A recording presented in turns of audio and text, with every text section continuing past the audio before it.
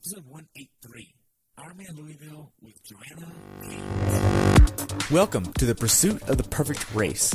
I'm Coach Terry Wilson, and with each episode, I bring stories of athletes to you that share their experiences at races in order for you to learn how to have your perfect race. We will hear stories from athletes of all ages, abilities, and races of all distances. So regardless of where you fit in, there's something in it for you. Thanks for spending some time with me today. Now let the pursuit begin.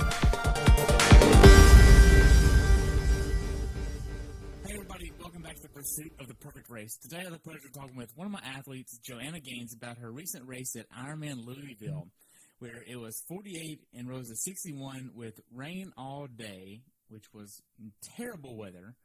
This race took place on October 14th, 2018, where she had a time of 13 hours, 15 minutes, and 6 seconds.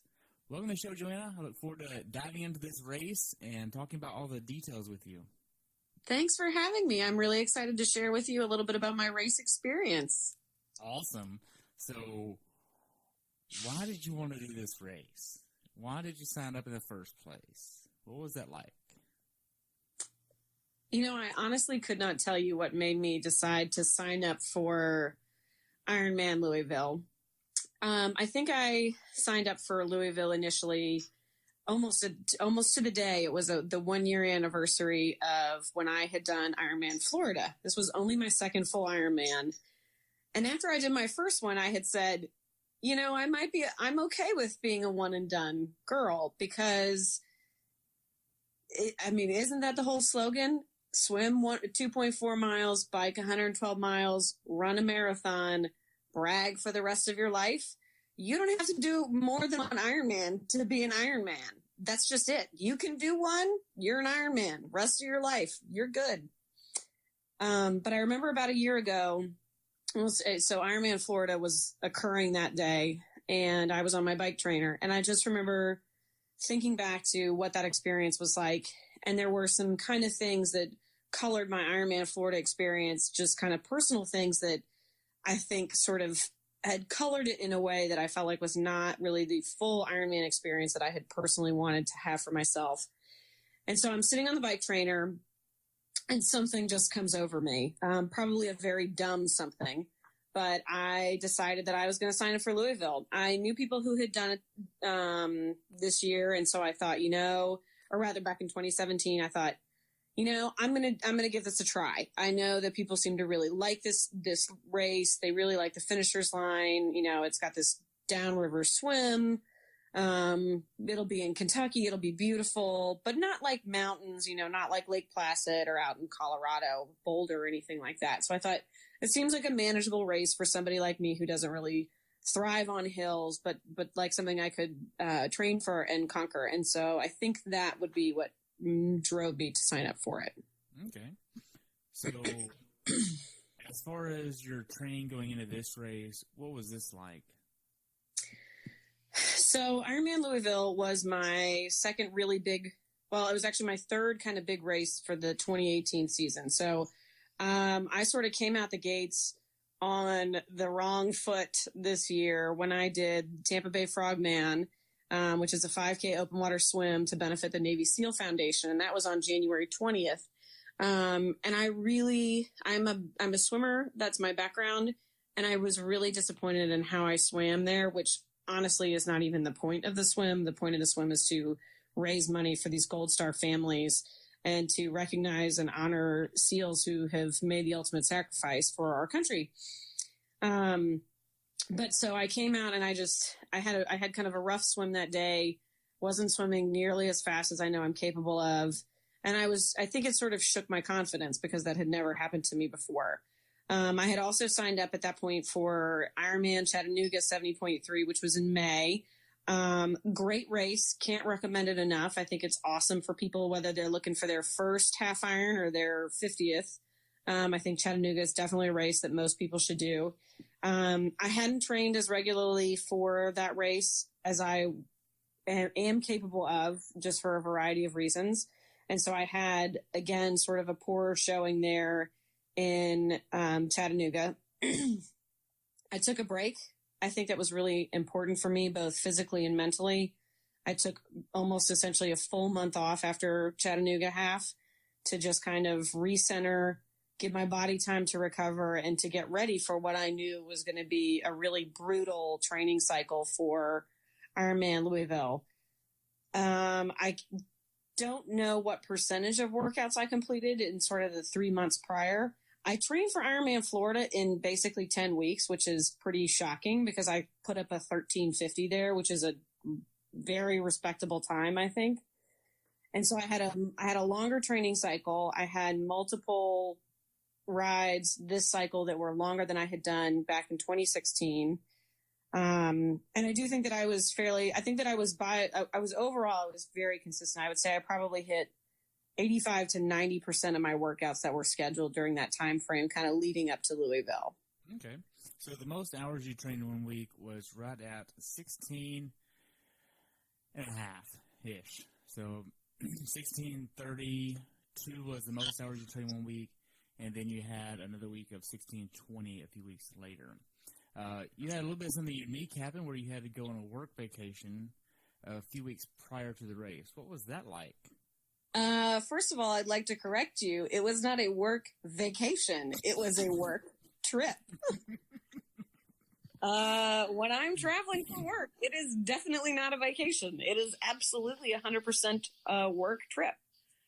That was definitely something I think kind of threw a wrench into it because it was about 3 weeks out, I guess, before Louisville, which normally would be kind of towards, those weekends are usually some of your heaviest hitting weekends.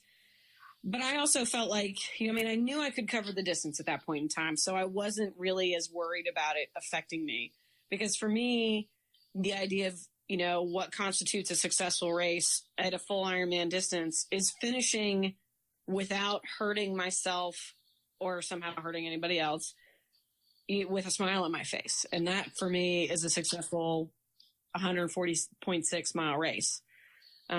Just because they're so long and I understand my body and I'm willing and able to push it a lot and I can do a lot, but I'm not going to Kona. That's not me. Okay. So going into this race, what was your longest swim, bike, and run workouts? I think my longest swim was probably around 4,500 yards. At least twice I did 4,400 yards just straight through for time. And then I would do like a 100-yard cool down. Although actually prior to, for this year, it would have been back prior to Frogman because I swam 5K straight through at least once before race day. My longest bike ride was 112 miles. And I did that probably, I think, a month before, which is really hard. It's really hard to make yourself ride 112 miles by yourself, no matter where you do it. It's so much easier on race day because there's other people, there's distractions, you have support. If something happens to you, like in terms of your nutrition or anything like that. And my 112-mile bike ride, I actually ended up needing extra water because it was so hot that particular day. I went through an extra 3 liters of water that day, I think, compared to and I normally go through a decent amount of just fresh water on the bike anyways. And my longest run was 20 miles. Okay. So this 112-mile bike ride was actually right after your 4,500-yard swim. Right after that, the next day you did a 16-mile run before you got on the plane to go overseas for a week. What was that like as far as your traveling with this fatigue?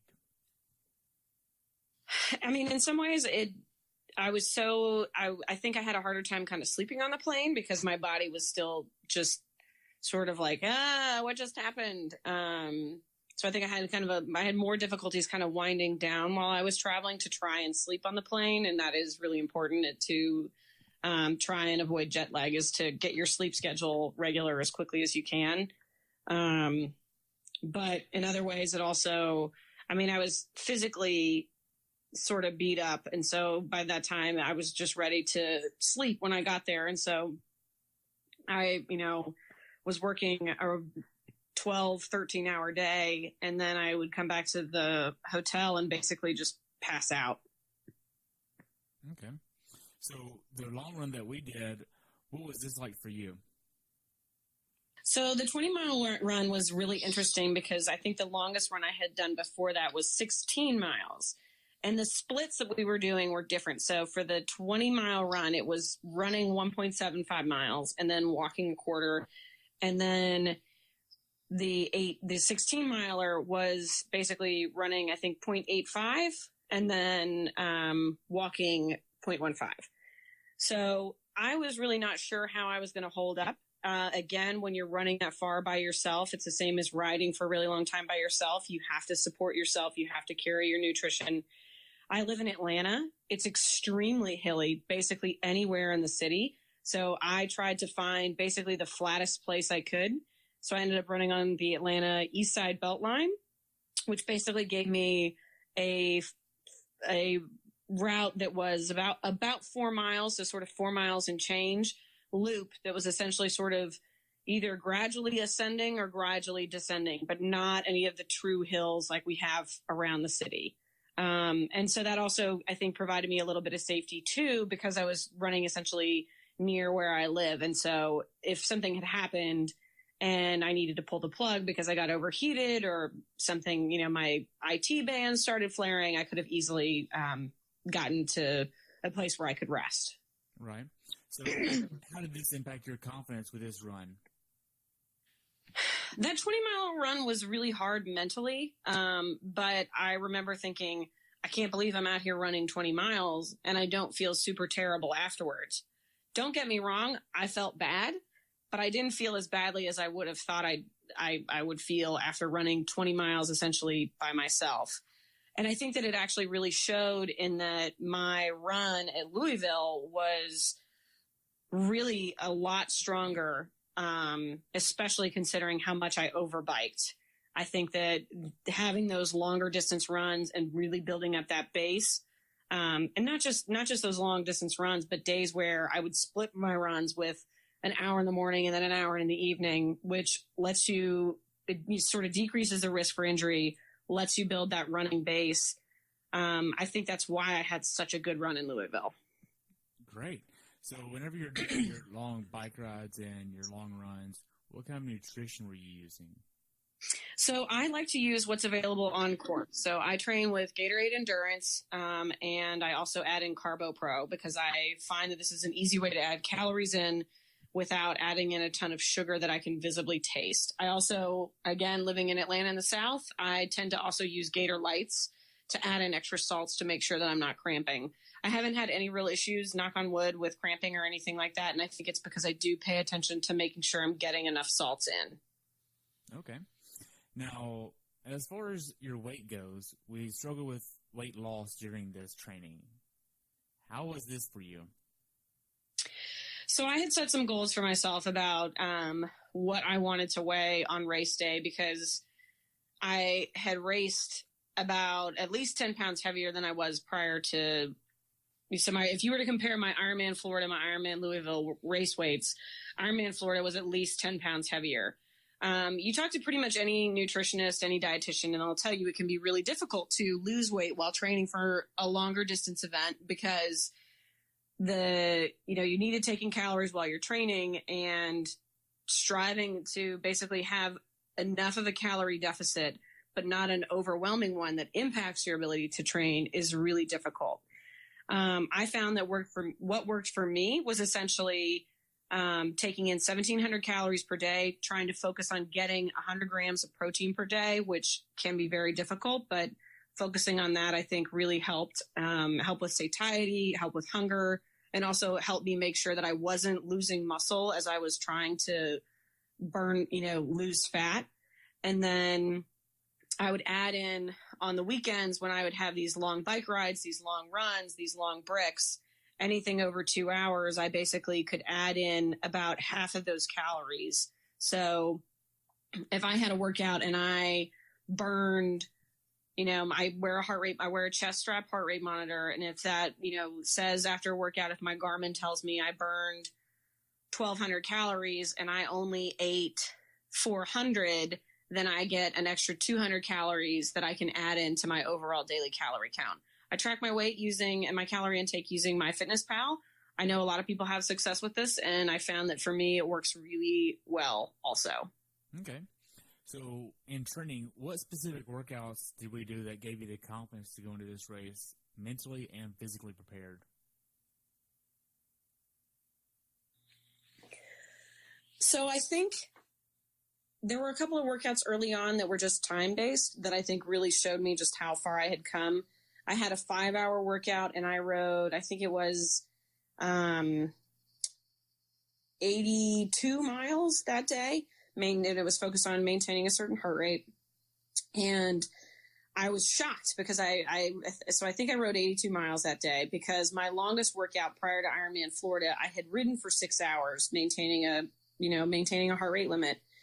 And I had only ridden 85 miles that day. And so for me as an athlete to sit there and think, here I am basically 2 years later, and I'm riding for an hour less time overall, and I'm riding 3 miles less, like that was huge to me, because I had basically ridden almost the same distance in an hour less time. And so for me, that was really like, whoa, you really made a lot of progress in terms of your ability to just hammer it out on the bike. For swim workouts, it is a certain amount of it is about just building distance. And so knowing you can cover that 4,400 yards, I think is the easiest way to build up confidence on that swim. I'm comfortable in open water swimming, so I'm not somebody who needs to do open water swim practice. I know a lot of other athletes really benefit from that, and I would strongly recommend it for folks if they have the opportunity to swim in open water with other people, never alone, then you should absolutely take those chances. And then for running, I think really the 16-miler run and the 20-miler, I think really for me solidified, like, okay, you have the running legs, you have the distance, you have the capacity to really put those miles away at the end of the race. Okay. Now, what about the confidence with the speed? Because the speed was always a little bit of an issue as far as your confidence. You want to be faster in some aspects of the swim, bike, and run, and you weren't seeing the speed that you wanted to in training. What was this like for you? So for me, with the swim, it's easy for me to get the distance base for the swim. And then it just becomes a matter of how fast can I swim this while exerting as little effort as possible. And that's my goal for any half or full distance is you want to get through the swim as quickly as you can with as little effort as you can. And I swim, very much with my upper arm, with my upper body, my back. That's what pulls me through the water. I have like a 2-beat kick. So I get out with pretty fresh legs, which is great for me. For swimming, I think I've been kind of stuck in a rut really just this entire year. I do feel like I've made a little bit of progress as far as getting some speed and power back when I've started adding in other strokes. I know that's very atypical for a lot of triathletes. Many people may not even know how to swim anything other than freestyle or backstroke. But for me personally, adding in butterfly is something that is a good way for me to both build up lung capacity and then also to build up the power I need to really pull through the water as quickly as I can. For the bike, I don't think I got to where I wanted to be with the bike. I think I've been riding very unevenly. I'm not sure entirely why, and this is an important discussion for me to have with my coach at some point so we can figure out what's not clicking. But I had the confidence for the distance. And so that for me, I think that was the main focus. And so I think that, it was like, okay, you can cover the distance and you are riding, and I was certainly riding faster than I was 2 years ago. So I felt like that was okay. And I was putting in the time. That's the thing. I felt like I was putting in the time. The speed I thought would come. Unfortunately, it did not. And then for the run, honestly, I don't know. I think that my run has also not really been focused on speed because it's been focused on building distance. And so I'm thrilled again with how my run went at Louisville, but I don't think I did really a ton of speed work necessarily. I think I did maybe one speed workout a week. And if I was really focusing more on building more speed, I probably would have done more than one speed workout per week, or added in something else to the end of other runs. And I probably would have also added in a component focused really too on weightlifting, actually focusing on building muscles to build speed and power. Okay. Now, when you start thinking of the mentality of training, you're building up to 16 and a half hours in training with a full-time job. You live in Atlanta, so you're hitting traffic every day. Were there any days where you mentally didn't want to train? I can't even count that high.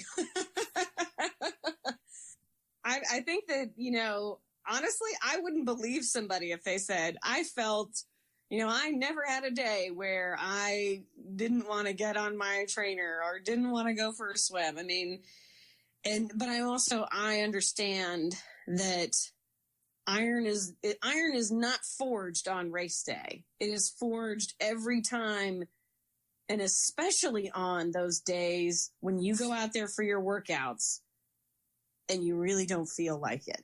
It can be really hard because life does get in the way. I mean, it can be really hard when, on the one hand, I don't have the competing demands of a husband or kids who need my time and attention because it is just me. But the other side of that is I also don't have any of the support that comes from that. So it's like you go out and you blow out your day riding on the Silver Comet. You come home, you've been gone for 9 hours, and you have to go to the grocery store.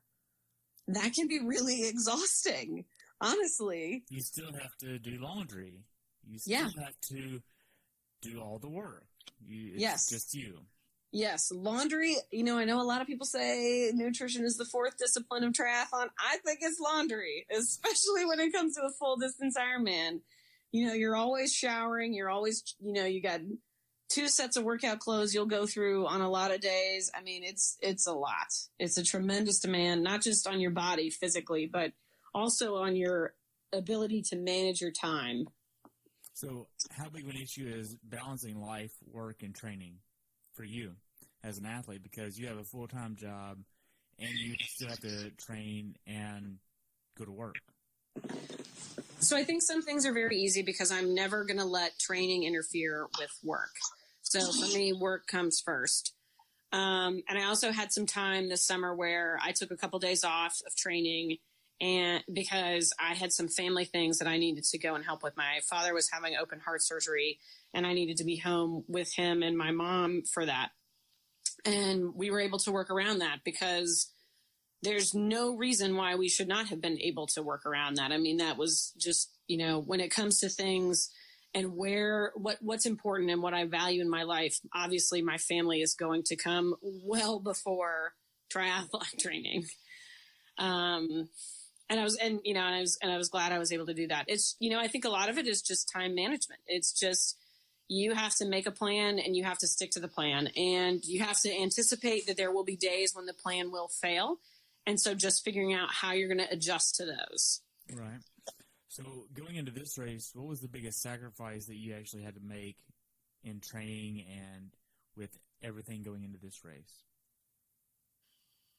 I think, honestly, I think in a lot of ways, your time and your body are really the biggest sacrifices that you make when you're training for a full Ironman, because it does become the overarching dominant theme of your daily life. Even small things like going out to dinner with friends. I mean, you're not having cocktails. For me, I love to go to a Mexican restaurant and I can eat my body weight in queso, but for whatever reason, liquid cheese turns into lead in my veins. So I did not get to have any queso for like the week before the race. And that was really hard. But, for me, it's also, it really is, my friends all know that they see me a lot less when I'm training for something like a full distance Ironman than they would if I was training for even a half. Wow. So when did you actually start wanting to get your logistics ready for Louisville as far as hotel reservations, all that fun stuff? So hotel reservations, I had a friend who was supposed to race Louisville with me, and she had found a hotel that was offering U.S. government rates. So super cheap rooms. We knew it was a half mile from the race start, and we were like, this looks perfect. So we snatched those up actually pretty early. I'd say probably almost a year in advance. We got those not long after we had registered for Louisville, the race. And that was kind of it. I mean, as far as those actual logistics, I live in Atlanta, so knew I was planning on driving. And so I think that was basically sort of that took care of that. I didn't have to worry about flights or anything like that. So okay. So to transition a bit to actually talk about the actual race, what was your taper like? My taper was I don't really know how to describe it. I mean, it's taper. You're kind of you feel like your body is I felt like actually like my body really sort of crashed pretty hard. I was not on any caffeine at the time, and so I started to sleep. And I mean, I would sleep like 9 hours a night, which was a huge increase from what I had been sleeping before. And I was getting much better quality of sleep. Like I just would not wake up. So I had a 2-week taper, and the first week was pretty much just like my body kind of saying, oh, we can finally stop doing all of this. We can finally sleep. And so it took, I think at least a week for that really deep, it was almost like it took a day or two of taper for the fatigue to kind of really settle in. And then it was like, I just could not get enough rest. I mean, I was done. I was tired. I needed to sleep. And then, I mean, towards the end of the second week, it was like, okay, I feel like I have a lot of energy. I'm ready to go, you know? Cool. So when did you start traveling to the race? So because Louisville is a Sunday race, you have to check in no later than Friday. So I drove up on Thursday. Okay. So whenever you actually got to the expo on Friday, what did you think about the expo there? The expo there was... So the check-in process, I'll start with that first. The check-in process was super easy. It's very standard for Ironman. I mean, they have everything so streamlined as far as you show your ID, they give you, your card with a number on it, you sign the waivers, all of that processed very quickly. It was actually more organized check-in than Florida was, because at Florida, they had different places where you would get like your bag and then, the luggage tags and the poster and all that kind of, the flag, all the swag that you get from Ironman for a full distance. But at Louisville, you went over and they literally so you got your backpack and then they handed you, they had a different station where they handed you your bag that was your morning clothes bag, and it had everything else in it. So it had, both of your special needs bags, it had your bike bag, it had your run gear bag, all that stuff was in there. It had, and then it had the rest of the swag in there, and you just walked, got your chip and walked out. And so that was really streamlined and really smooth. The overall expo itself, I think in terms of like the vendors and who was there, it definitely felt a little bit smaller. Probably not unrelated is the fact that Ironman Louisville is the day after Kona. So a lot of those big vendors are going to be out there with them. That being said, you have a lot of the kind of usual suspects. Norma Tech was there. Base Salts was there. Highly recommend their shirts. They're amazing. I have a lot of them.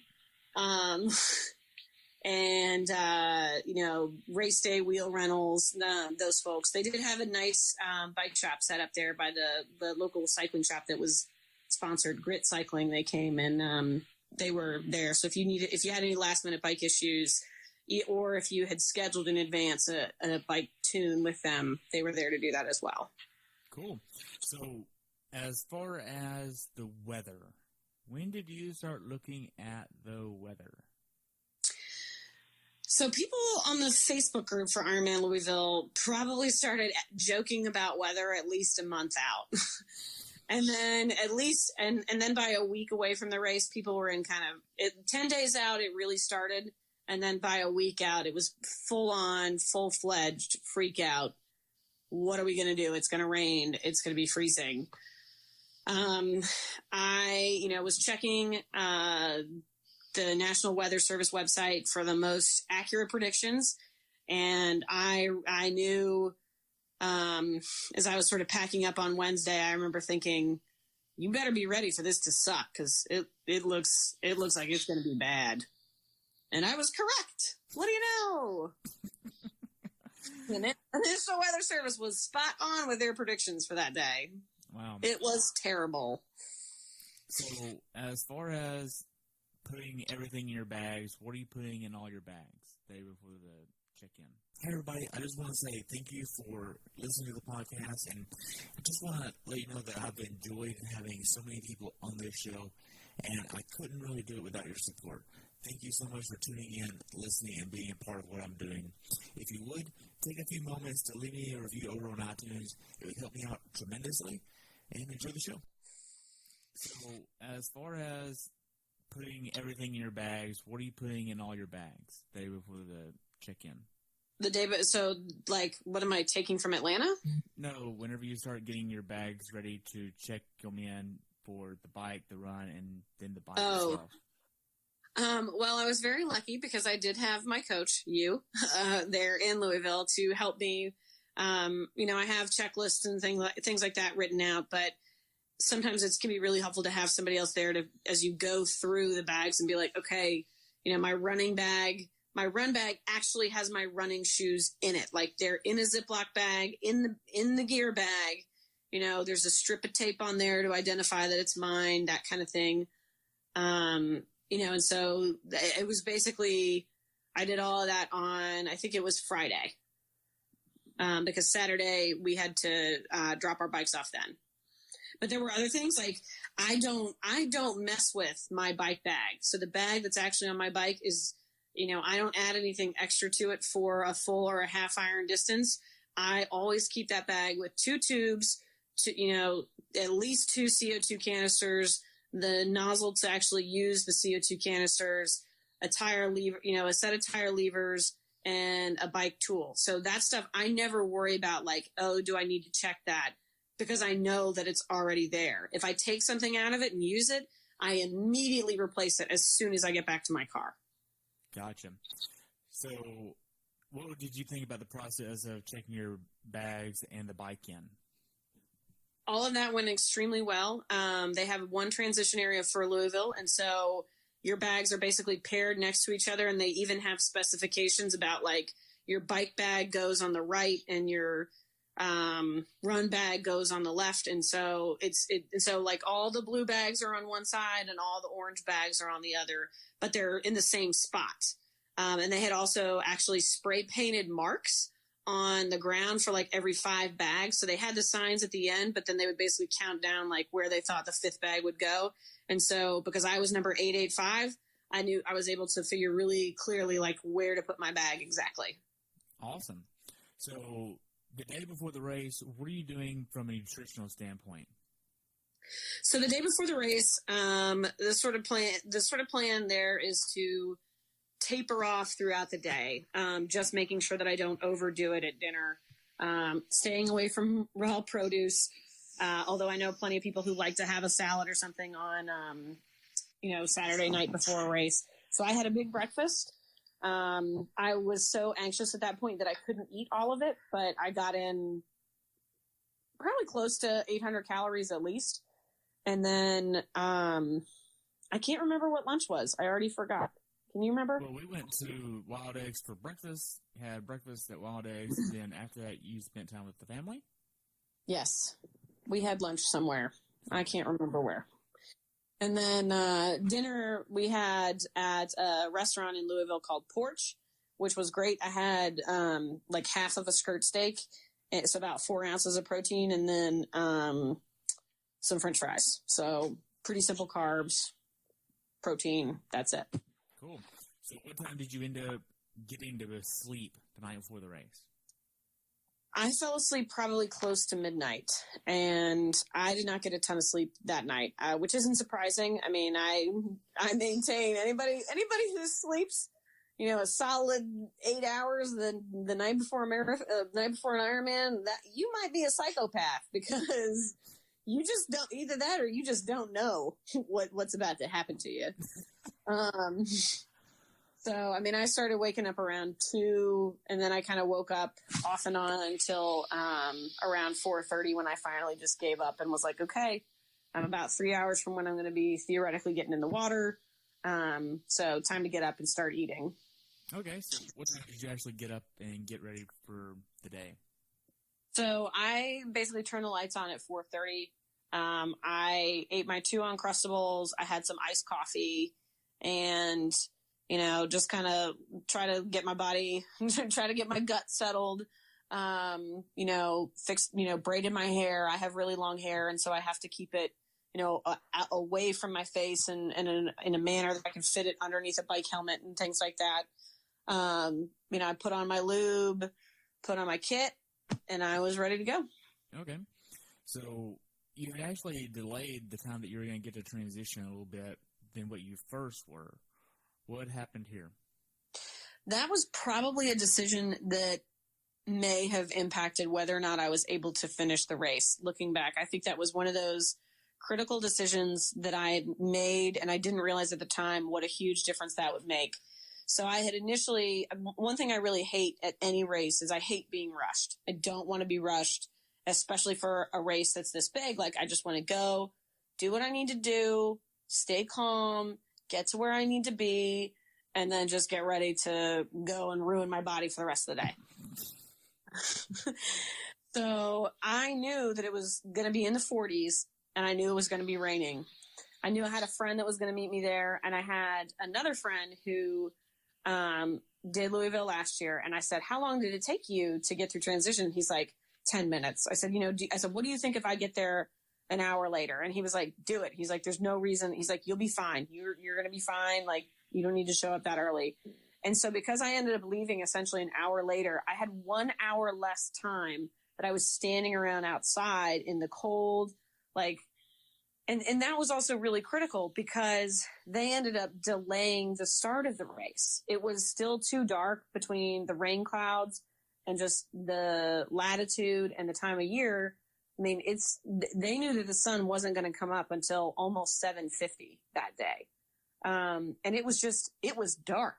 It was still really dark. I remember at 7:30 thinking, there's no way they could have possibly put people in the water right now because there wasn't even the hint of a sunrise. It was dark. It was like it was nighttime. So I think that was the right decision that the race organizers made. They made a lot of decisions that day to make sure that people were able to compete safely. And I am so grateful that they did. And I think that they did a really great job of trying to, of that, because that has to be their main priority. Their main priority is not making sure you have a great race experience or making sure you finish. Their primary objective is to keep you safe. And I think that the folks at Ironman Louisville did an outstanding job with that this year. Awesome. So whenever you actually got in transition, I was the one that put air in your tires because I volunteered here, and I put 95 in there. Looking back on it, do you feel like that was a good PSI, or do you feel like that was too much? I don't really know enough about PSI to say one way or another. No, I think it was great. I mean, I will say this. I always run gator skins because I put them on my bike when I moved to Alaska, and I was just like, the roads here are terrible. I'm going to need a tougher tire. And I do think that also was helpful. If you're going to race in some place where it is going to be raining, if you're running something that's really slick, you need to really consider, is this worth it? Because, I mean, you can end up going down, getting really hurt, and, ending your day, totaling your bike. I mean, I'm really glad that I happened to ride on tires that are a little bit stickier. And I think that was helpful too, in terms of keeping me safe, because I never fishtailed or anything else. Awesome. So just a little bit more about your bags here in transition. We actually had them almost like double bagged. We have bigger Ziploc bags to keep your stuff dry. You think that helped out any? That was also a critical decision, because I remember when I got my run gear bag, there was water just like puddled inside the bag. So, but at the same time, my running shoes, because they were ziplocked into another bag, they were perfectly dry. And so I was able to put on dry socks, dry shoes. I had a dry hat. Like at that point, it wasn't because I thought, oh, this is going to keep me dry. No, I didn't think it was going to keep me dry, but it did a lot for me mentally to just not have to put on anything else that was soaking wet. And I know that a lot of other people would probably say the same thing, like just mentally being able to put those things on and have dry shoes, a dry long sleeve shirt. If I had wanted it, I had it there. Having those as options, I would also definitely recommend, even if the weather's going to be fine, it's really helpful to just double bag everything, because then you have sort of bags and it can be easier to find things, because I knew I had one bag that had my honey stinger chews, it had face wipes in it, and it had ibuprofen. I knew another bag had, I knew another bag had my, helmet in it. And so it was like, you had different things, and it makes it easier to find, because you don't have just one big bag. Everything's not getting dumped out, especially because the transition area there is in the middle of a grassy field the tent floor was essentially dirt. So if you had stuff that wasn't double bagged, if your volunteer or you dumped out your bag, everything you were dumping out would have gone straight into the dirt. Which isn't cool. No. It's a good way to get a lot of sand in your shoes for either the bike or the run that you're going to have to deal with for the rest of the day. Gotcha. Now, going back to the swim start here, where did you actually seed yourself, and how did you actually find out that they were going to shorten the swim and make it a 0.9-mile swim and just swim left down the river rather than going up and around the island? So they had different signs for different distances. I seated myself in the 110 to 120 wave, which was, I think, basically like the second or third wave of age groupers, because I was expecting to swim, even if I had swam the full distance, I was aiming for a 110 with at least a 112 being very likely. So, and I tried to see myself fairly accurately with, the anticipated place I swim. And also I swam a 114 in Florida. So I know, like, I'm definitely capable of swimming anywhere in this range. This is where I should be. I'm not going to overseed ambitiously, and I'm not going to underseed and put myself further back. We had no idea that they had changed the swim until somebody just happened to walk up to us. I can't remember if it was a volunteer or an actual Ironman employee, but there was just somebody who was walking around saying, hey, like, because of the weather and the dark and the current, like, they're having to change the race. And I was like, okay. I mean, I'm not, first of all, they're making this decision for our safety. I'm not going to argue with them over something, first of all, that person has no say in, but also, like, they're making that decision to keep us safe. Like, nobody should give them a hard time. It may be a little bit easier for me to say that because I've done a full 140.6. And so I can hang my hat on that. But I'm also like, look, Ironman is outdoors. You race the race you get. And that's the race we got that day. I was perfectly fine with it. Okay. Now, as far as your wetsuit, this wetsuit actually gave you a lot of chafing issues in Super Frog earlier this year. No, that was a different wetsuit. Okay, so you have a new wetsuit that's different than that one. So this is a wetsuit that I borrowed from a friend. It's a sleeveless wetsuit. I actually borrowed it for Ironman Florida. But I had borrowed it from her for Ironman Florida. I used it in Chattanooga as well. And I have a sleeved wetsuit that I used for my first half Ironman in New Orleans. And I also, so I used it for my first half Iron in New Orleans in 2014. And then I used that same wetsuit for Tampa Bay Frogman.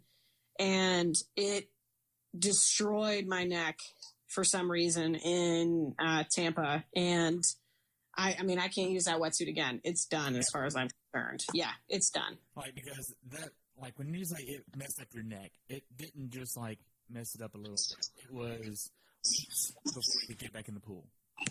I ended up going to an urgent care, like the day, like, I think the race was on Sunday or something, and for Tampa. And then I ended up going to an urgent care within 48 hours. And they basically were, told me that I had the equivalent of a 2nd-degree burn on the back of my neck.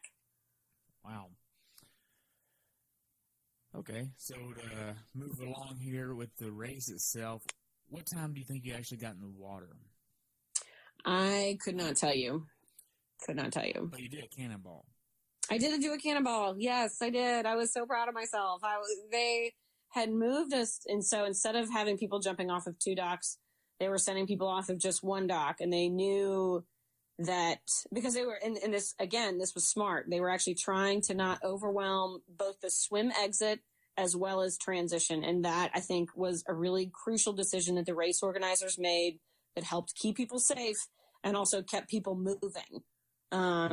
So they had people just going off this dock one at a time, essentially. And so you kind of walked out there, and I remember thinking, I'm going to do a cannonball because I'm just like, whatever, it's a 0.9 mile downstream swim. I'm like, this is great. I can put my feet up and literally just shoot down this river. It's going to be awesome. So I said, I remember asking there was an Ironman official on the dock, and I said, can I do a cannonball? And he said, yeah, sure. Just don't jump on anybody. I don't care. I was like, sweet. So I did a cannonball into the river and took off. So that started your race. So right before you actually started your race, what was the mindset for you going into this race? Oh my God, why did I sign up for this? Why am I doing this again?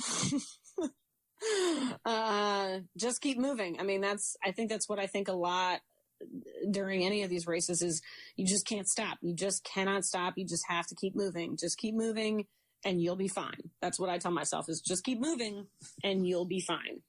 Relentless forward motion. Did you have any specific goals that you wanted to achieve on this race?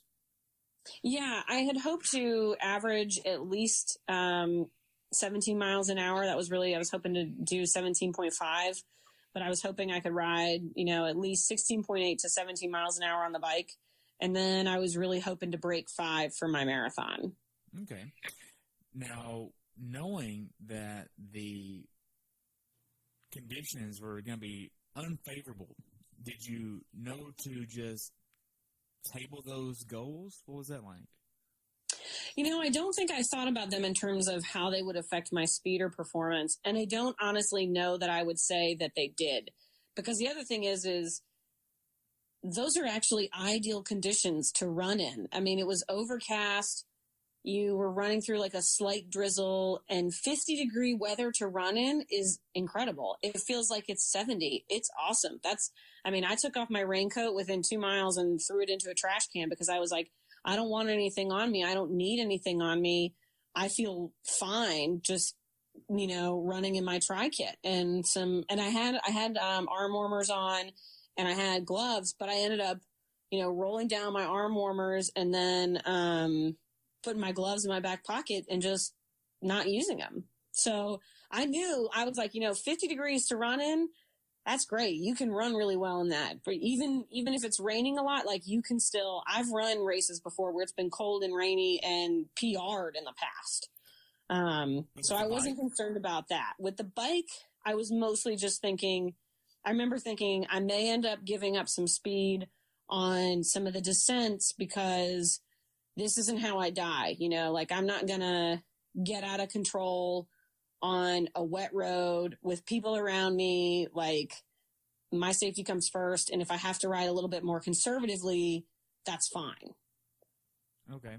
So going back to the swim here, how was the swim for you? The swim was actually pretty great. I hopped in, I felt really good. The water was 69 degrees, so it was significantly warmer. I remember my feet kind of tingling and feeling weird because they were basically totally numb by the time I'd gotten into the water. You're walking down these metal docks barefoot and just standing there. And it's cold. So, I remember being excited to be in the warmer water. I remember, feeling my feet kind of come back online. I did sort of pull up twice to figure out where I was going. They didn't have as many buoys. They didn't really set any up, I think, for the shortened course. And there are less buoys on that part of the course, I think, just typically. And one of the buoys that was supposed to be there had actually drifted away. And so they're like, oh, well, watch out for this one buoy. And I'm like, get that out of the water. Like, don't even have a rogue buoy that people could try to sight for. Like, pull it out. It's not hard. You got all these people in speedboats. Just go get it. But there were 2 times where I pulled up and actually, the first time I pulled up and I actually asked a kayaker, I said, where am I going? And he's like, keep going that way. And I said, okay, put my head back down. I mean, I was breathing great. I was pulling strong. I felt perfect. Like I felt really good in the water. Didn't feel like I was overdoing it. Didn't feel like I was sandbagging. I just felt like this is what it feels like when I'm having a good swim. Had to stop again, just to orient, like full on pull up. It was kind of misty at that point, so it was a little bit harder. You do have a strong downstream current there, so you have to aim to the left of the exit. So I was shooting there's a big kind of flat concrete wall near the swim exit. So I was aiming for that, knowing I would get pushed to the right. You come to the swim exit. They had wonderful people, like, completely in the water standing there. All you got to do is reach your hand out, and they, these guys, they would, grab you with one arm, and then as you pull up past them, they'd start to unzip your wetsuit. So, they got you out of there and ready to get stripped super fast. Nice. Which was great. Mm-hmm. So they had wetsuit strippers here, and it's a pretty long walk up this like boat ramp there, and then you go around to get your bag, go in the tent, get ready for the bike ride, then you go out with your bike and head out. What was T1 like for you? So T1 in Louisville was a complete and total change from Florida. When I went to Florida, it was, an actual building that we were in, and they had more space. So I don't know what it's like in the men's changing tent. They definitely had a much smaller tent for women than they did for men, which makes sense because there's still just not that many women that do triathlons, much less full distance Ironman triathlons. So it was definitely pretty chaotic when I went in. And that was also related to the fact in Florida, I tend to come into transition early for T1 and I come in late for T2 because I'm a good swimmer. So I get there before a lot of other people in my age group are there. And then, I'm terrible. The bike is my weakest leg. So that's when I tend to come in and everybody's already gone through, which is great because again, it's not crowded. So I came in, and they had, there was a volunteer who came over and helped me, and it was just, it's really difficult to put on calf sleeves and socks and things like that when you're soaking wet and cold. But you also, you have to put that stuff on or, there were people who I saw who I think blistered through T1. And I don't know if they made it to T2 because I think a lot of them probably got hypothermia from riding around in just their tri-kits. Agreed. Now, before the race actually started, the day before, me and you had this conversation of how would you know to pull the plug on the bike? And what was your answer and how did you come to this conclusion? So I felt like if I had reached the point where I was essentially kind of struggling to control the bike because I was so disoriented, that for me would have been my red flag. Because I honestly didn't know, at what point do you make the decision? If I was shaking uncontrollably, like if I had hypothermia that bad, I knew that would be dangerous. And so that would have been an indicator for me. Or if something had happened to where I was just so exhausted physically that I could not control my bike safely. Again, for me, it's all about finishing safely. If I didn't feel like I was on track to do that, then that would have been the sign for me to pull the plug. Okay. So whenever you actually got ready to get on your bike and head out, what were you wearing? So I was in my tri-kit and I had added on to my tri-kit. So I made some modifications to my bike shoes. And then I also made some, I added on some clothing for me, the person. So I have a relatively new pair of tri-bike shoes. And so I actually put underneath the insole, I put a piece of duct tape, which I'm not actually sure if that was the right decision or not, because my feet, it may have actually, because I closed those vents, it essentially made water pool in the shoe. So I don't know if that was the right decision or not. And then by a true act of God, I had packed my toe covers for my bike shoes, which were for my old bike shoes. So I didn't even know if they would fit my new tri shoes, and they did. So I was like, praise God. I'm going to be able to keep my feet, somewhat warmer. I usually don't ride in socks, but I said, I'm going to add on socks because the less bare skin I have, the better off I'll be. And then I also put on calf sleeves for my, like, I was wearing my tri-kit, and then I added on my arm sleeves, the arm warmers, and then I used dishwashing gloves instead of my regular fingerless bike gloves or my windproof bike gloves, because I do have a set of bike gloves that are windproof, but they're definitely not waterproof. And then a cycling raincoat.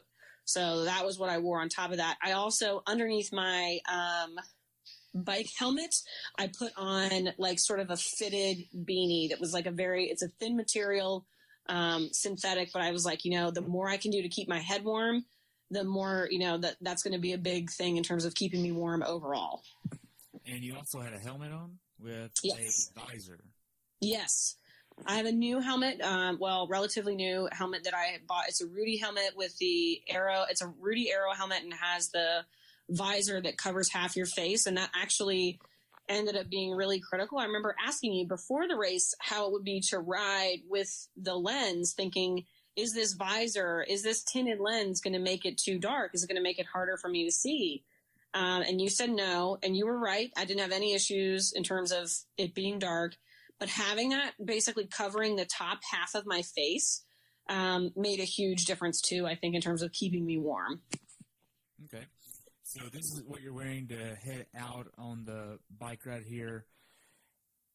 How was your mindset going into this, knowing that it's going to be cold, wet, and raining pretty much the whole time that you're on the bike? When I first started on the bike, I had no idea how bad it would get, how quickly it would get that bad, and the fact that it would just stay bad the whole ride. Like, I was like, oh, this is going to suck. But I didn't know it was going to suck like the whole time. I mean, it sucked. It was terrible. There's not a single person I have seen who's like, I had a great time on the bike. No. Everybody's like, this is the worst bike ride I've ever done under any conditions. Like, it was just a living nightmare, like start to finish. So so this is a lollipop course. How was the stick going up to the lollipop for you? So for me, it's really about the first 11 miles, which is not the full distance of the stick. But so the first 11 miles heading out are false flats. So you actually have a little bit of an incline. And that's actually probably that section of the road, those 11 miles kind of coming in and out. Those are probably the worst roads on the entire Louisville course. Really? Mm-hmm. How bad are those roads? They're not terrible, but they're definitely just worn more than other parts of the course. I mean, there were a few places where they had kind of those long kind of skinny cracks in the road that you sometimes see. And I remember thinking like, oh, don't get in one of those. You'll, end up flipping your bike.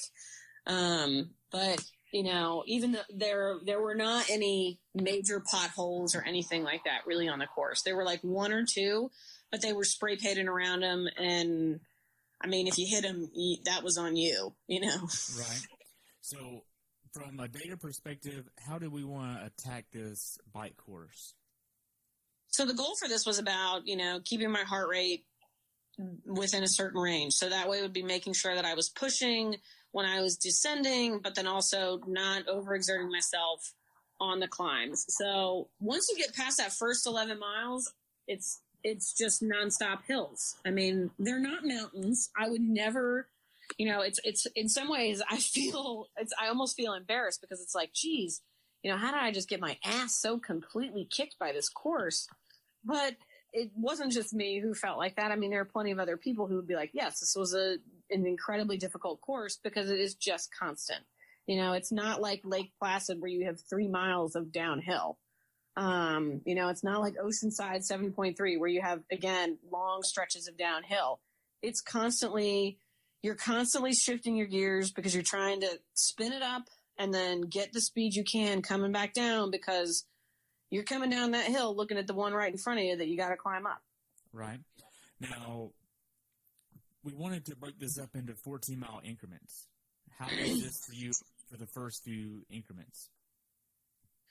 So it's nice to have your watch set on the 14-mile loops because you can essentially identify like I am because each 14 miles is an eighth of the race. And so I was able to, sort of wrap my head around conceptually, like where I was in the race and sort of thinking, okay, I'm going to do this 7 more times. I'm going to do this 6 more times. I'm going to do this 5 more times.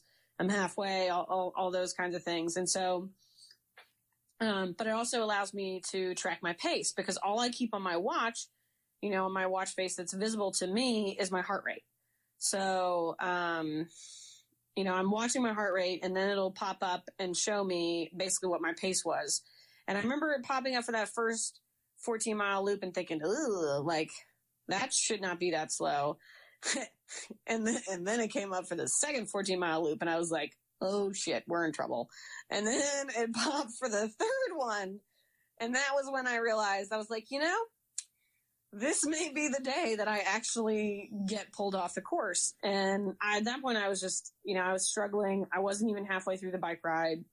And I made the decision to not look at any more splits, because I was like, all I can do is try. All I can do is continue to move forward. They're going to have to either come out and pull me off of this course because I'm not able to meet the splits, or I'm going to die trying. Like, I'm just going to keep moving. I can't keep looking at it because it's too upsetting. And so I'm just going to keep focusing on forward motion.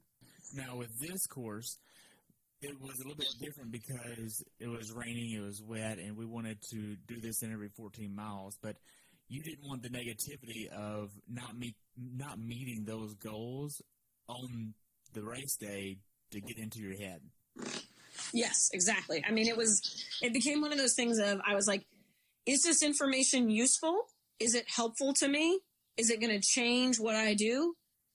And the answer was across the board, no. Like, no, it's not any of those things. It's not going to, like, I felt like I was pushing as hard as I could. It wasn't like I had some magical gas in the tank that I was going to pull out to, start riding faster. Like, no, I had what I had, and that was what I got. And so I was like, I'm just not going to look at this anymore, because I'm doing the best I can. And we're just going to have to pray that that's enough.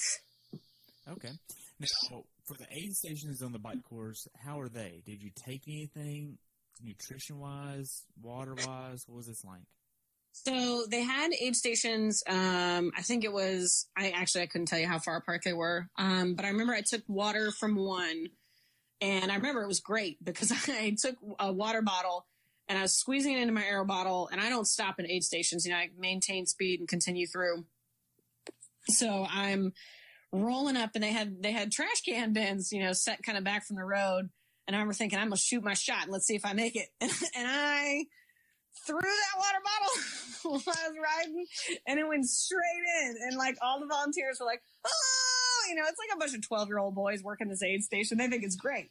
And that was probably the highlight of my bike ride right there. It was the most successful part of it.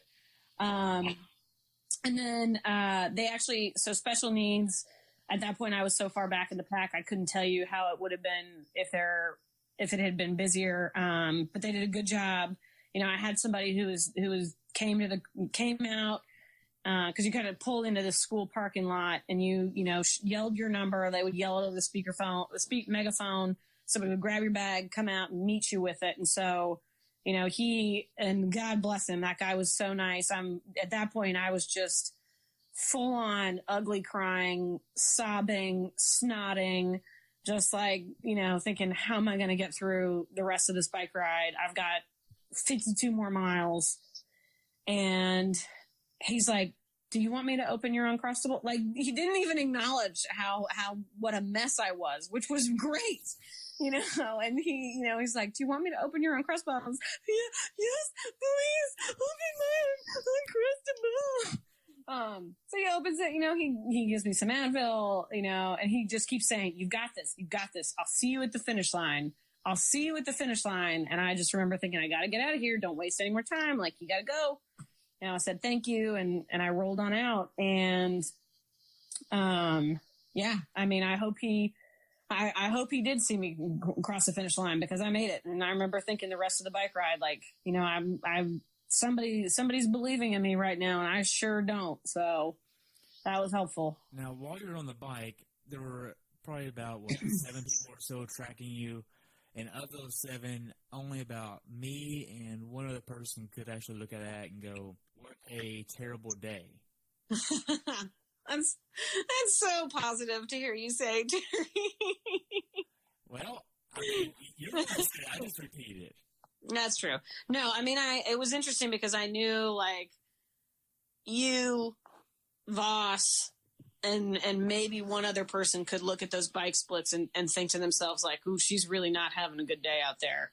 And I'm sure that I'm sure that some of the initial splits, people thought, oh, maybe she's having a bad day because of, she had a flat or has some kind of mechanical issue or something like that. But I think probably towards the end of it, people really knew that I had just had a bad day on the bike. But I made it in, I made it off, and then I crushed the run. So I'm okay with that. Yeah. From a nutrition standpoint, how many calories per hour were you willing to get? And what did this look like from a nutrition viewpoint? So I typically aim for around 300 calories per hour, knowing that I would not get to my special needs gear until 4 extra miles. I said, add another scoop of Carbo Pro to your bottle. So I do, in each one I did 3 scoops of Gatorade Endurance, 8 scoops of Carbo Pro, and then a package of Gator Lights, which is actually pretty heavy for the salts, especially considering that it wasn't hot.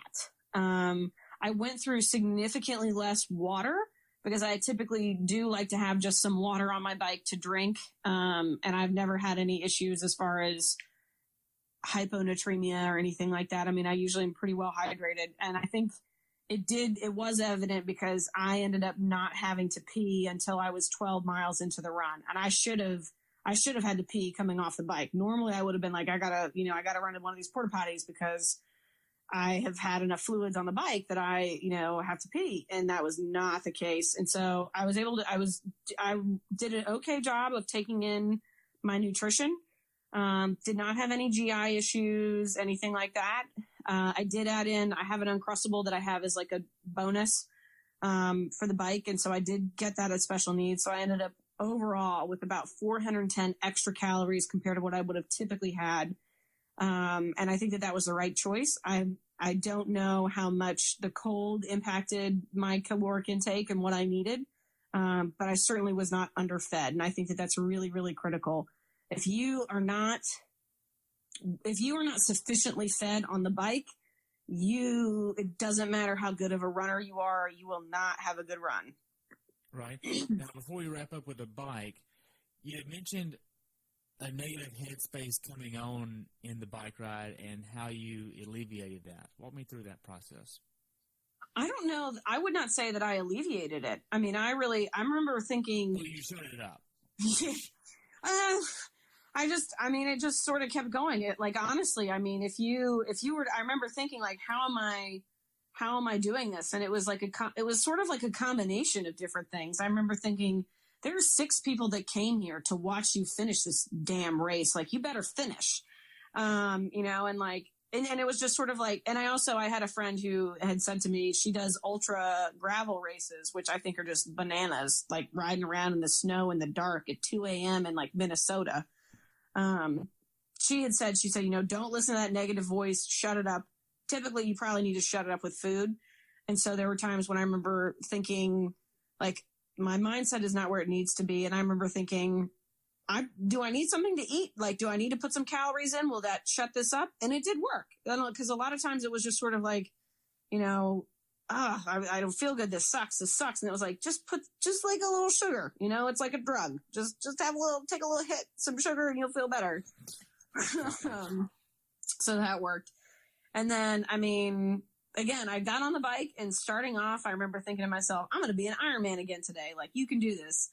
And then by the end of it, I was just like, why am I doing this? And I remember thinking, but I remember, like, I had to tell myself, it was like, I had to realize, it was like, I am an Ironman. And even if I hadn't finished this past weekend, I still would be an Ironman. I have finished one of these races before.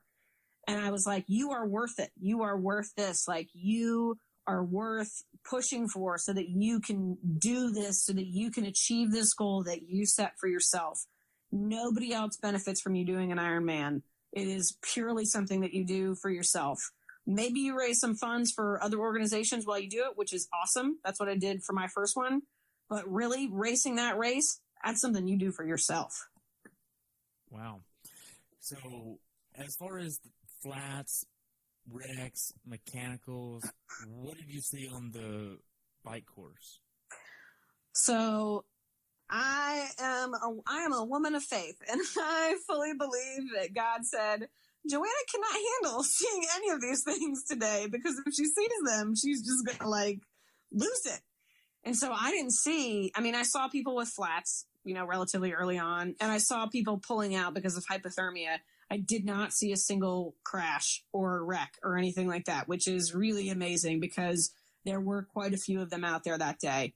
I had some minor mechanical issues myself on the bike, in that I ride a road bike.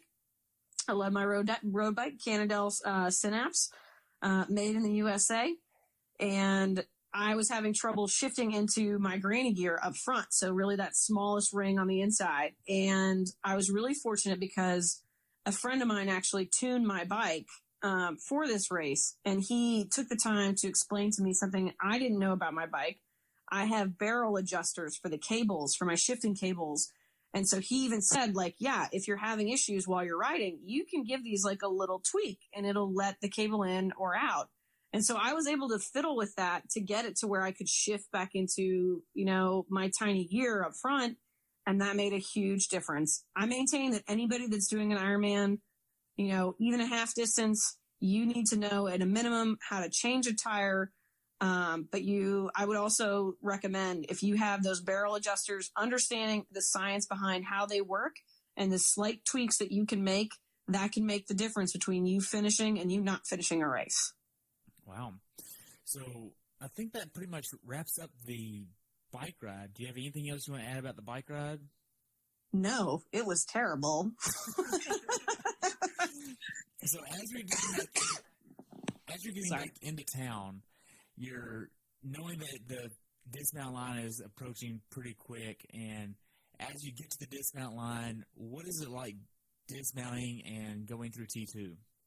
So there's actually you actually get off, you mount and dismount your bike probably 100 yards from transition. So it's actually a long ways.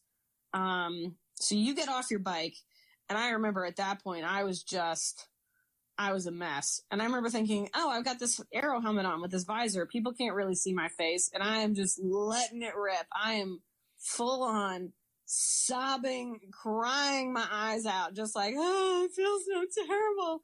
I cannot keep it together.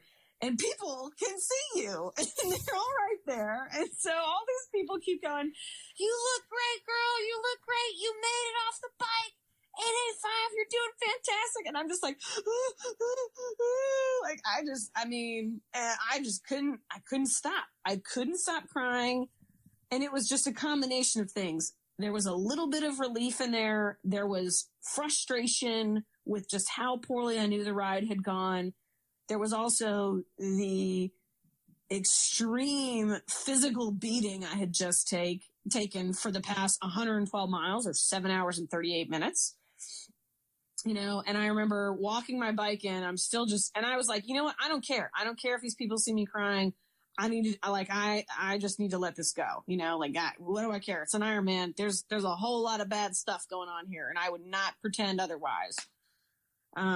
So I remember, walking up to hand off my bike, and you were there, and I remember you were so distraught. It seemed like you were really concerned because I was in such bad shape. And I remember you asking, what's wrong? And I just said, Terry, I just got my ass beat for 112 miles. What do you mean? What's wrong? As you're ugly crying. As I'm ugly crying, just I can't hold it together. And just thinking, and it was also really difficult too, because I was trying to figure out, I was really concerned. I was trying to keep my heart rate around 155, 157. And I had seen my heart rate get up to 175 multiple times on the bike ride. And so I remember thinking, Did I burn too many matches? What kind of shit show run am I about to have? So, I walk into T2, I get my bags, and I walk into the tent, and this amazing little girl is my volunteer who's assisting me in T2, and she was incredible because she was young. She was probably in the age range of 10 to 12 years old. She was there helping me by herself. Like, it wasn't like her mom was sitting with her telling her what to do or anything. And she knew exactly what to do. She offered to help me with my stuff. She opened my bag, was giving me things, She brought over a towel if you want a truly humbling experience, it is having a small child wipe off your feet as you're finishing ugly crying at a race. She's wiping the grass and stuff off so I could put on, she literally helped me put my socks on, helped me put my shoes on. And, I was able to get out of there pretty quickly. I was not doing the full kit change that some people were doing. And I think if I had done that, I may have maybe not made it off the bike. So again, that was a right call for me. But I walked out of T2 with my honey stinger chews in my hand that I planned to eat. I had my raincoat on. I had my race belt on. I had gloves. I kept my arm warmers on. I kept the calf sleeves, and I had dry socks and dry shoes. Okay. And I was ready to go. So, and we had a plan for this run and how to approach this from a data and strategic standpoint, right? Yes. So the plan that we had going into this was walk 5 to 7 minutes out of transition to give everybody time to kind of regulate and get ready. And for me, that's also time to, eat those chews and just kind of mentally prepare for what's about to happen. Now, tell me how hard it is to walk those 5 minutes. In some ways it's really hard, but in other ways it's really not. It is really hard because you come out, there's all these people. My twin sister was there. My buddy Justin was there. His wife was there. I saw all of them, and they're like, oh, mom and dad are, over by the hotel. And I was like, great. I can't believe I made it off the bike. I'm eating, and I'm just like, just keep moving forward. And that's the thing. It's hard because there's all those people, all that energy, and there's people also running past you. But I'm just like, you have at it. You good for you. Go get them, Tiger. That's not me. That's not me right now. And so and that's the thing. When you're doing an Ironman or a half Ironman, you race your race. You can't worry about what anybody else is doing. You are racing your race. So I took those 5 minutes and I started running. The run plan was to, for the first 5 miles, keep my heart rate below 155. For the next 5 to 10, I was trying to keep it below 160. And then after that, it was sort of just let it go. And then towards the final 5 miles, the plan was to really try to descend, see what I had left in the tank, and see if I could kind of open up the gates and see what else was left to really kind of come in as fast as I could for those final 5 miles. The goal was to average an 11:15, and that's walking every aid station. I ended up averaging an 11:13, which I am extremely proud of. That's the first sub 5 hour marathon I've ever run. I came out of transition, eat my chews, took my 5 minutes, and I just started running. And I remember thinking, I feel kind of okay. This may be manageable. And you can't, and that's the other thing with the run, you can't get ahead of yourself. You're just running to that next aid station. That for me, I'm just trying to run to that next aid station. Once I get there, I can walk, but I'm just trying to walk to that next one. Trying to run to that next aid station. And by the time I got to probably mile 7, I had seen enough splits come up on my watch that I knew that I was actually ahead of my pace and my target pace. I couldn't actually push anymore. So the first, I was on target for the first 5 miles as far as heart rate. I was on target for the second, 5 miles, but I wasn't running any faster. And I also could not have really run any faster. I didn't feel like there was anything left in the tank. And then the run course there is 2 loops, and coming in on that second loop towards the end of it, thinking like, okay, I'm at mile 22. Can I speed up at all? No, I cannot. Like, I can't run any faster than this, but I can maintain what I'm doing, and I can keep moving. That was the thing. I can just keep moving. All I got to do is keep moving. Gotcha. So with this, how was your GI issues, cramping? I know you peaked at mile 12 and a half or so. What was your body actually giving you as far as feedback? So I typically, when I walk through an aid station, I will drink some water and then take some other form of calories, whether it's Coke, Gatorade, or broth. Relatively early on, I started to kind of get not quite reflux so much as I was just like burping back up liquids. So I stopped drinking the water because I was like, I just need less fluid sloshing around in my stomach. And so I was just drinking, the small amounts of Gatorade, the small amounts of chicken broth, the small amounts of Coke. I start Coke pretty early on and just kind of stay caffeinated the rest of the race. Works out great for me, not for everybody. And I do take the chicken broth, although I waited until I was probably 10 miles in to take any of the chicken broth, at least 10 miles, because I know that sometimes I was like, if this isn't what my body wants, I'll get really derailed and I'll have to deal with that for longer. But I also, the allure of warm, salty chicken broth at that point in the day, it is a siren song of like, this is what you need. And it was. Song of my people. Yeah. I maintain, I'm like, there's some meals that you eat and you're like, this is the best thing I've ever tasted. The chicken broth at Ironman is one of those things. Awesome.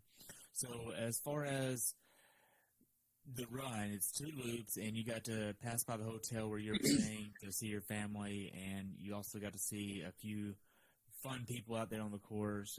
What was all the fun people on the course like? So I saw my buddy who had done the race before. I saw him on the bike coming in, and he actually, God bless, had waited out there. He was at probably mile 85 or so. He had waited to see me pass along with all of his other friends that he was there for. So I saw him, and he gave me a hug on the first loop. And then I saw him like 4 times, I think. And I saw him, and 3 of those were on the run course. So, gave me a huge hug. That really lifted my spirits. I got, high fives. They got the usual people out there in costumes, having a good time, eating pizza, drinking beer, giving out high fives. Those are really great. The volunteers, they didn't have as good aid stations as I think they do in Florida, because in Florida, each aid station had a theme, and that was really kind of neat to run through. I remember in Florida, they had one that was a Super Mario themed. And they even had like paper plates strung up that were spray painted gold, like the coins. And everybody was dressed up like Mario or Luigi or Princess Peach or Yoshi. It was fantastic. Like, it was just a ridiculous aid station to run through. And these were all just, people in volunteer shirts. But I know that the volunteers really went above and beyond. I saw a guy running in one of their shirts because he'd gotten cold. And literally one of the volunteers was like, took off their volunteer shirt and gave it to this athlete so that he could finish his day. Wow. Yeah, really did a great job. Now, what about the guy on the bike? Oh, the bike guy. Oh man, he's amazing. I had seen on Facebook, this guy had posted in the Ironman Louisville group about, I'm taking playlist requests. And this guy, he rides his fat tire bike up and down that race course, and he brought in the final athlete. He's got this boombox system, with LED lights around it, these giant speakers on the back of this big fat tire bike. And he just rides around blasting tunes, having a good time, encouraging all the athletes. He's amazing. Like, amazing. I've never seen that before. On such a shitty day, he was out there just having as much fun as he could. Oh yeah. Yeah. And people loved him. And I remember, he drove past me and he was playing Metallica. He drove past me and he was playing Queen. Just, anything that people had put in for a request, he was playing it, and he was very much there to support the athletes. And they had a couple of other people who, there was this one you ran under this overpass. There was a guy there at the top of the hill. And he just knew. I sort of wonder if he was a preacher, because he was just like, you got to remember what you're doing this race for, like why you're doing this. And he just was awesome, really, really motivational. And then the other person who I actually really remember was, there was this lovely older gentleman, and you were running through one of these neighborhoods, and in these duplexes, this gentleman was outside on his porch playing his harmonica for all of the runners. And I was like, this is the sweetest thing, and people loved it. People loved it. He was just great. He was just a Louisville local out there, trying to cheer people on in his own way. And that was awesome. Awesome. So as far as the run goes, how are miles 15 through 22? So what you're talking about is usually what I call the bad place. There's usually like that danger zone where you hit the wall. And I remember thinking, when am I going to hit the wall? Because it's coming. It's a marathon. And surprise, surprise, it turns out there isn't a wall if your whole bike is the bad place. So if you spend your entire bike in the bad place, apparently it's not going to come back in the marathon. So I felt, I never really had that, crash. And I think too, also, I remember talking to some guys, and they were saying, we just got a couple of 6-mile runs left. I guess they were training partners. And I looked at them and I said, we're in the single digits. And they said, oh, we really like that. That's a good way to think about this. I was like, we are in the single digits. Like that's how close, that's how far we have come today. We are within striking distance of finishing this god awful race. So. Wow. So just to kind of dial it back a little bit, on your watch that you have, what data screens are you using, and what are you actually wanting to look at as far as metrics go? So this for me was all about just heart rate. That was it. Big numbers. And so I only had a screen that had just a heart rate on it. I don't have any, I have alerts set for every mile. So it would give me my mile splits. Sometimes I looked at those. Sometimes I looked at those splits. Sometimes I did not. Once I had a pretty good, and towards the end, I could see myself kind of slowing down. And so I was like, keep pushing. I didn't want to get complacent thinking I was pushing when really my body wasn't pushing. But then it was also sort of like, oh, you're at the end of an Ironman. There's really not much left. But they, I really just look at the heart rate monitor. I do have the alerts set for the bike, but otherwise it's just that I'm looking for that 155. That's what I'm looking for on the watch. Gotcha.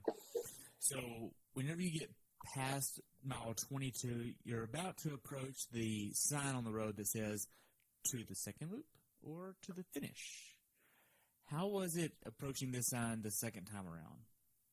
So I remember coming in towards the chute at the very end, and I just saw some friends who were like, what do you want me to take from you so that you don't have stuff on you in the photos? And at that point I'd already ditched my raincoat, so I didn't have anything. I was like, you're good.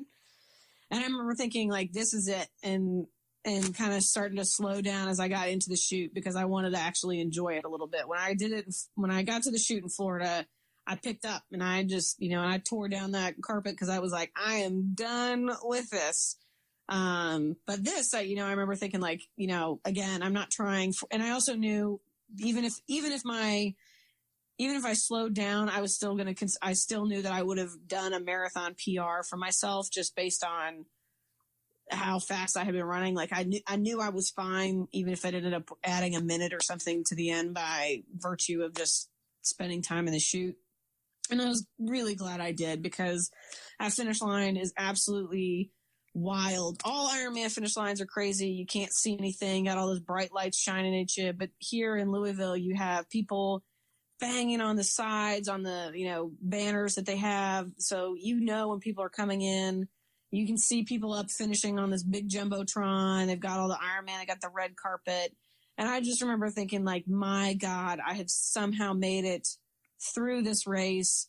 I just pulled a marathon PR out of who knows where. Like, I'm so done. I have fought really hard to accomplish this. I have earned this. This is something I did for myself, and I'm really glad I did it. And so I remember taking the time, high-fiving people and just being so excited to be done. Wow. And I was actually fortunate enough to be there at the finish line to catch you. What was this like for you to experience?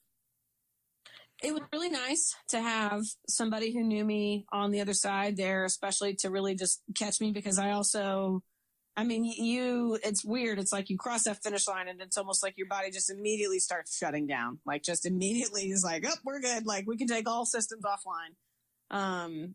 So I remember, crossing that finish line, you were there. It was great. You had some video footage that you were able to get, of me actually finishing, which was really cool. It was really nice too, because you took the time. And also I didn't have an urgent need. I didn't have an urgent need to be rushed off to medical or something like that. So you were able to take the time with me to say, like, take a look around at how insane this is, what you've accomplished. 2018 is a big year for Ironman. It's 40 years of dumb dreams. 40 years of people thinking this is going to be a good idea. And every time they were probably wrong. But again, I would never, ever discourage anybody from wanting to do a full Ironman. I just think, it is a race unlike anything else, and getting to that finish line, taking the time to look around, to see all these other people, and knowing too, for me, it was my second, but knowing I met people on the run who were like, this is my first. And I just remember being like, you know what? Like, you should be so proud of yourself. Like, you earned this. This was a terribly hard course under, nightmare conditions.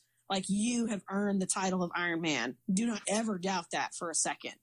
Because there are people who would argue if you don't do the full distance that you're not an Ironman, to which I say, I would love to see you do that race under those conditions and then tell me that again with a straight face, because you can't say that. It was terrible. But taking the time, standing in the chute, looking around, soaking it all up, it was incredible. Wow. So after you finished, what did you get to do next? So we went over to the massage tent, and the plan was to go from massage to pizza, but I have a lovely cough, which may not be able to be entirely edited out of this wonderful podcast episode. But so I have a really bad cough, and it's actually still here a week later. Although it's markedly improved. So, I ended up going to medical to get a breathing treatment to kind of help ease that a little bit. And it did help. After that, I had some chili, which was actually a delightful thing to try to eat. Until my body said, no more food. We're not eating anything. Yeah. And then I, got to go back to the hotel and start the process of trying to wash off that filth of 139.1 miles. Wow. So you didn't go back to the finish line to see the midnight finishers? I had really planned on it. And I'm sad that I wasn't able to. I took a shower and I was sitting in bed. You had loaned me your Normatec boots. And so I was using those, which were fantastic. And I just got hit by this just straight up wave of extreme nausea. Like, I am going to just be really, really sick. And I remember thinking, you can't go back down there. If you go back down there, you run the risk of passing out or just like puking all over some poor person next to you. Just like, your day is done. And so I made the decision to not go back down there. Wow. So to transition a little bit here, what did you do the day after Ironman? Woke up, saw my twin sister off to the airport, walked down, which was a good decision. I did a lot of walking that day, and I think that was actually really helpful for me. Walked down to the expo and got some really cool finishers gear, which I was excited about, and I still am very excited about. I've gotten a lot of comments and compliments on it this week. And then, we had breakfast. My family went to the airport. I had lunch with a friend I had lunch with my friend Justin and his wife. And then you and I ended up having a delightful seafood dinner. Nice. It was great. Yeah. So drank a lot of bourbon. We forgot this little conversation with this gentleman at breakfast. Oh, yes. So tell about that. So I remember sitting at breakfast, and this guy at the next table over, he says, "This is my 29th Ironman, and I've done Lanzarote." And he's like, "That was the hardest race I've ever done." He was like, "That was the toughest race I've ever done." And I felt so incredibly vindicated. So vindicated. Because he clearly, and he was somebody who, he said the fastest bike split he's ever done was a 5:45. He usually rides in the low 6s, and he ended up riding around my pace. Like, that was the kind of day that he had. And so I remember thinking, it wasn't just me. Like, a lot of people just got brutalized out there, and even really experienced Ironman. And you can't, that's the thing, you can't take any of it for granted. You put in the work, you do the training, and some days it still is going to not be your day. There's always a chance that it could not be your day. I got really lucky. It still got to be my day. It wasn't the day I was hoping for, but it was still a damn good day.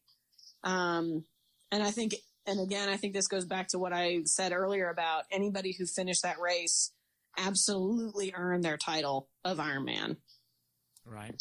Now, you left out one part about what you saw on the run course as far as what this one lady was wearing that would perfectly summarize that day.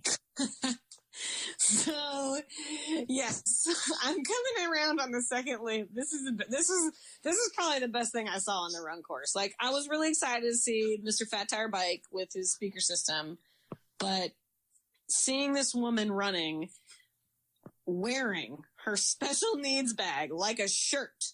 I mean, like, she had clearly taken the time to tear like holes in it for her head and her arms. She's running in her special needs shirt, the special needs bag, like it's a shirt.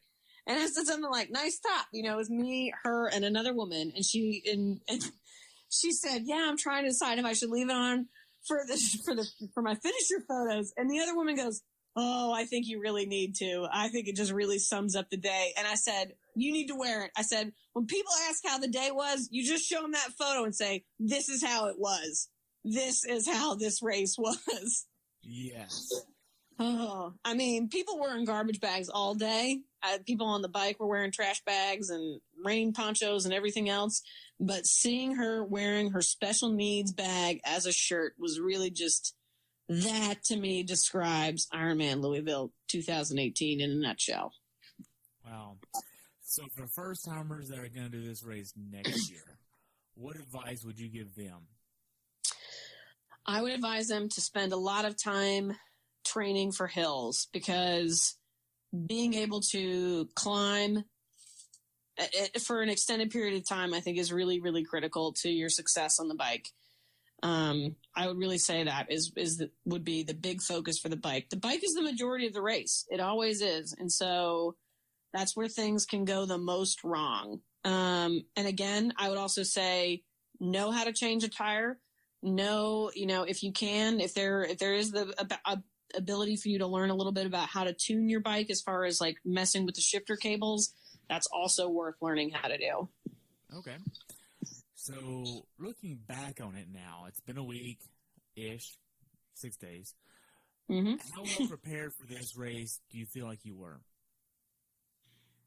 I was really well prepared for the swim. I was really well prepared for the run. I was very well prepared for the distance of the bike, because I think that may have been the only thing that saved me, was just the fact that my body was used to riding for, over 6 hours and just continuing to go. And I had ridden for 7 hours. And so riding another 35 was somehow okay. But I was not prepared for the topography of that course at all. Right, the hills. And I think we talked a little bit about some of the bike sets that we were wanting to do about with the low cadence hard effort, and doing those again for more and more sets would have prepared you more. Is that right? I think so. I think that, There are some places in Atlanta where I could have done some riding actually out on hills, but the reason why I typically stay away from those is because there are a lot of people who do not like cyclists on the road in that part of town. And also there are a lot of dogs. I've had my rabies vaccine, but that doesn't mean I want to get boosters. And getting chased and getting bitten by a dog is just not on my list of things to do. So I would say that, and I would also add the idea of doing the strength training, trying to do more focusing on like actually building up my quads, my glutes, and my hamstrings to help with the kind of power that you need to get up those hills, I think is really critical. Awesome. Well, we covered a lot about your race. What else do we want to mention? Nothing that I can think of. I don't know, Tara, am I supposed to have something else I'm supposed to say here? I don't know. It's you. It's time to cover everything. I think we did. So, what's Sorry. next?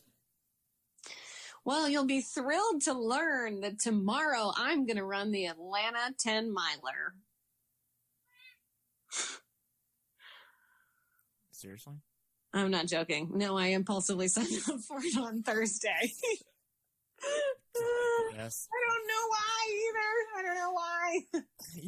Are you that metal crazy and you want a medal?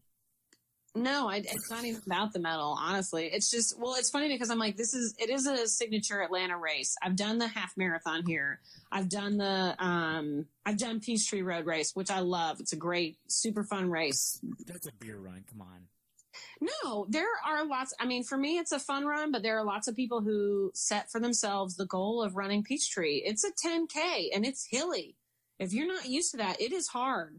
I mean, I never want to be one of those athletes who downplays shorter distance races, especially, because these bigger races are just those shorter distances strung together. I mean, a mile is a long way to run. The fact that I have somehow covered 140.6 of them at one time is still mind-boggling to me. Like, I don't know how I did that beyond just being dumb and tough and mean. But, I mean, these shorter races, yeah, that's great. You set your goal. That may be your Ironman. I would never downplay that. Awesome. So what's after this 10-mile run? I am taking a break for the rest of October.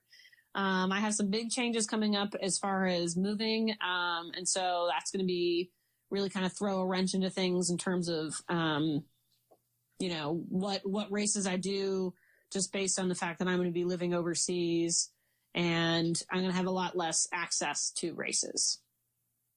Or more access to different races. I will have more access to different races. That's true. Some races, yes.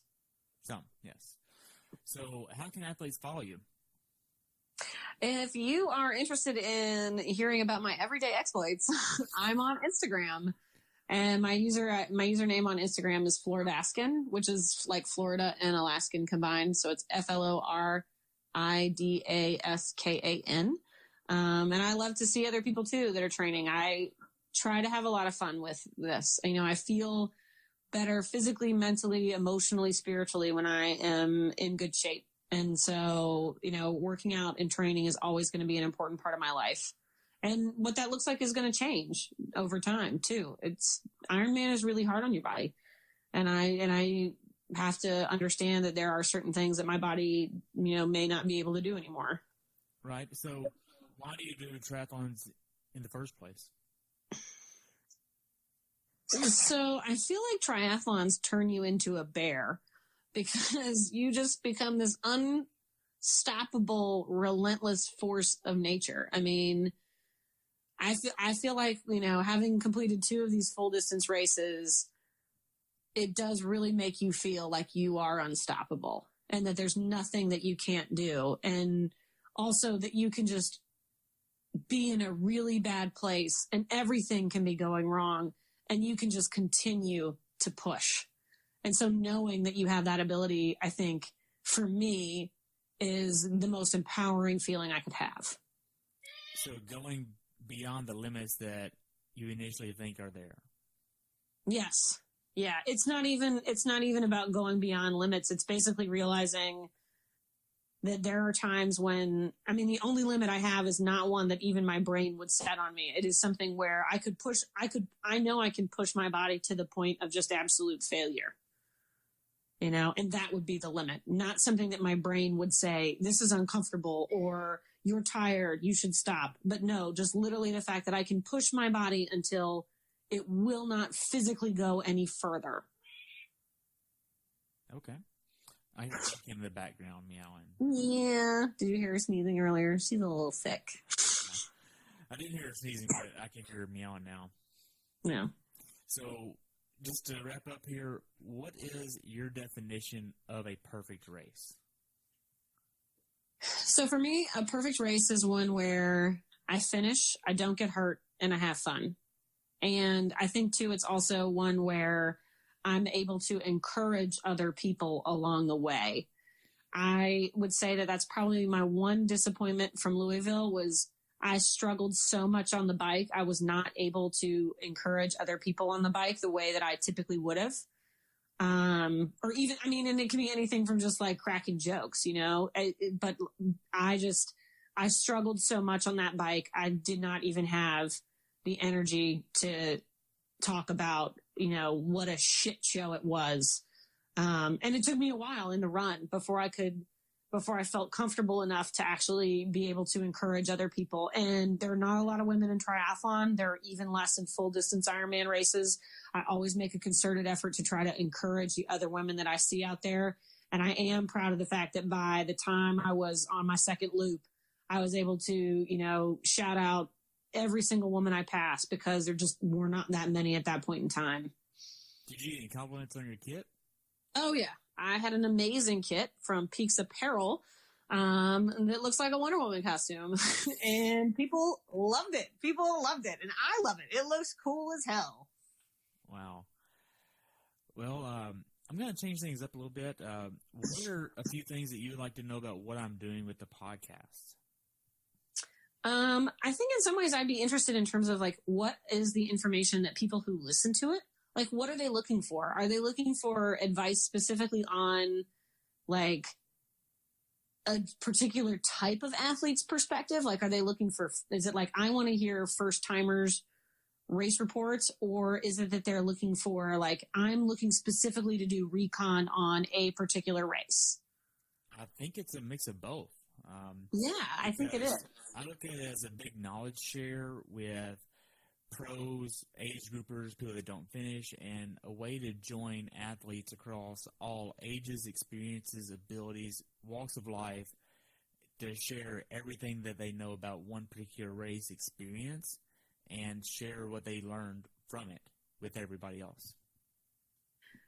I think one other thing that I really like about your podcast, and I need to go back and listen to more, but I'd like to listen to more of the episodes that are DNFs, because I think it can be helpful to understand sort of what are the things that may be driving those. And so I think that if you're somebody like me who's kind of middle of the pack, back of the pack, and if you can identify those factors, for me, that would be helpful to know. And so like, that's why I think I do a good job of not ever bonking in terms of nutrition, is because I know that if you don't take in enough fuel on the bike, your run will not happen. Right. And it's so hard to get people that DNF because if you do DNF, it's such an emotional toll, and sharing the details of that experience is not something that anybody really wants to do. And it's like reliving the entire experience over again in more detail, because I'm going to ask everything. And yeah, it's hard for them. Fortunately, I had Brian Abushan on here who DNF'd 6 full Ironmans, and then I had Kitty Cole on here that DNF'd, and I had on Chris Batty that DNF'd Texas. So there are a few DNFs, but not that many, because whenever I reach out to somebody that DNF'd, most of the time it's, no, I don't want to share that, and I'm not trying to embarrass them. I'm just trying to allow them to share what they know. Well, and that's the thing. Like, it's. I think it's important to recognize that that would be such a hard thing. I listened to Brian Abouchon's, and it made me cry. And I just remember thinking, like, I cannot believe how insanely tough this guy is, that he keeps doing this. He keeps getting back out there. And I haven't listened to it yet, but I can't wait to listen to his episode after he actually finished, because that is going to be, I mean, talk about your victory lap. I mean, that guy had a victory 140.6. Yeah. I mean, and that's the thing. Like, that's why people always say, they always say you should go back for the people that finish at the end of the day. And that was why I really wanted to, is because I know that those are the people who fought the hardest. They fought the longest. There are people who finish and it's still daylight, and that's great. That's awesome. That's incredible. But they're no more of an Ironman than those people who come in right at the end before the cutoffs, you know? Right. So what races are on your bucket list? I don't think I have any races on my bucket list at this point. Frogman had been one of them. But now that I've done it, I'm like, yeah, I'm good with open water swimming. I'm sure there are other races that I'll hear about, open water swims or things like that I may try to, consider doing. I don't think I have any burning desire to do any more full Ironman, but we'll see. I'm also I'm not so naive that I'm like, never again, because inevitably it's like, well, maybe just one more. But it's also, I have to ask myself, is this what I want to do with my personal life? Is this what I want to do, right now? Is this the right time for this? Am I sacrificing something, for Ironman that I really should be sacrificing? Right.